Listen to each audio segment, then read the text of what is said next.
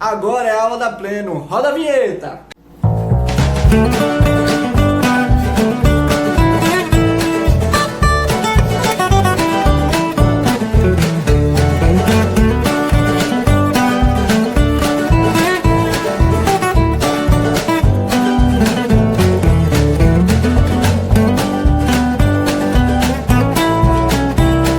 Oi, quinto ano.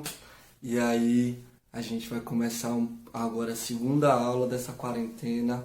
Mas antes de começar a segunda aula, que vai ser um complemento da primeira, eu queria fazer uma revisão sobre como foi a primeira.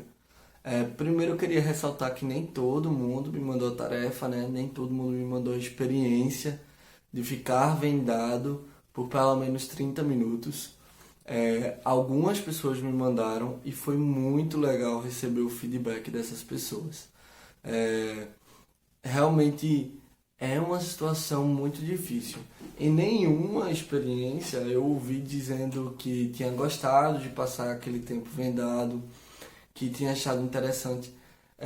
Eu sempre escutei a resposta dizendo assim: professor, foi muito ruim, eu dependia de muita gente, até para andar, não conseguia mais assistir as coisas que eu gostava, então não tinha mais acesso ao conteúdo, só escutando. Eu precisava das pessoas da minha casa para poder pegar em objetos, para poder ver onde é que eu estava. Precisava que eles falassem onde eu estava, para eu poder entender como é que eu estava, como é que eu poderia me mexer. E todos disseram que foi uma experiência muito difícil, não foi uma experiência fácil. Agora, imaginem vocês que vocês estariam vivendo essa experiência, e aí eu falo para quem fez a experiência, né? Quem ainda não fez, por favor, faça. Eu estou anotando o nome de quem está me mandando. E aí eu gostaria muito que você me mandasse, dissesse: ó, professor, atividade lá do quinto ano, o experimento de ficar vendado. E aí eu vou anotar lá o teu nome. E aí eu falo para as pessoas que já fizeram. Imagina você viver 24 horas por dia, todos os dias da semana, todos os dias do ano, todos os dias da sua vida, naquela situação. Não é uma situação fácil. Por quê? Porque não é uma situação padrão da nossa sociedade. Então, o que é o padrão? É todo mundo enxergar e a gente fazer uma acessibilidade para quem está vendo. É muito difícil a gente fazer uma acessibilidade de conteúdo, de publicidade, de lugares, para quem não enxerga. Isso dificilmente acontece. E por que eu pedi para vocês ficarem vendados? Porque eu acho que é o jeito mais próximo da gente poder imaginar e sentir como um deficiente visual se sente, né? Lógico que aquilo que vocês sentiram não é um terço, mas não chega nem perto do que realmente um deficiente ele passa, ele sente. Mas pelo menos vocês tiveram uma ideia. E aí vamos lá. Vocês vão estar fazendo uma tarefa agora que vai ser muito durante a aula. Então, a gente está conversando aqui, eu já comecei a aula, a gente está começando e vocês vão abrir agora na página 8. Quero que vocês abram na página 8, que a gente vai construir esse conhecimento junto agora durante a aula, certo? E por que é tão importante você fazer esse experimento? Porque eu acho que depois do experimento é que a gente consegue responder melhor essa página 8, tá? A página 8 tem por título Como eu me senti hoje. E aí vamos lá. Gostei, foi uma experiência bem diferente. Fiquei um pouco com medo. Nunca pensei que pudesse ser tão difícil. Foi algo que nunca pensaria em fazer, mas achei interessante. Fiquei com vontade de compreender melhor as necessidades da pessoa com deficiência. Conheço uma pessoa com deficiência, mas não fazia ideia das dificuldades vivenciadas por ela. Conheço uma pessoa com deficiência e viver essa experiência me fez entender um pouco mais algumas das necessidades. Me deu vontade de conversar com uma pessoa com deficiência para poder entendê-la melhor e gostaria de poder ser parte da mudança que acredito para tornar o mundo um lugar mais acessível às pessoas com deficiência.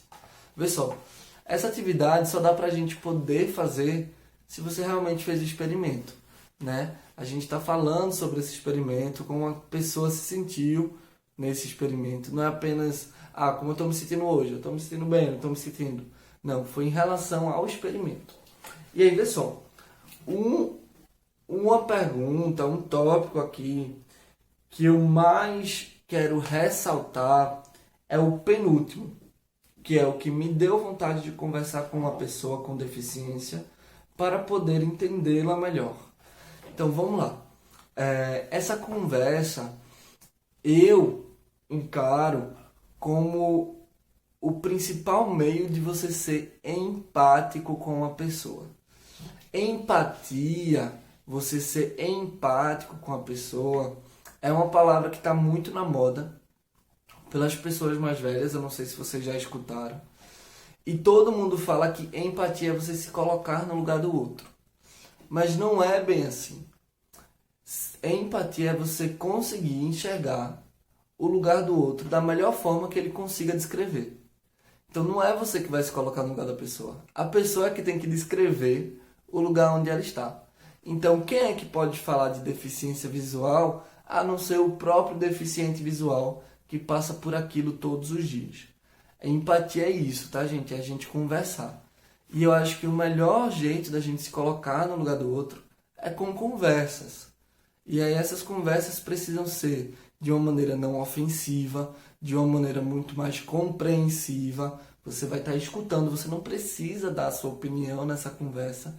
Você vai apenas escutar o que a pessoa tem para falar. E isso é realmente ser empático. E eu acho que é a base do nosso projeto. É a gente entender o lugar das pessoas com deficiência e tentar melhorar a condição de vida delas na sociedade, né? Tornar cada vez mais acessível a participação delas.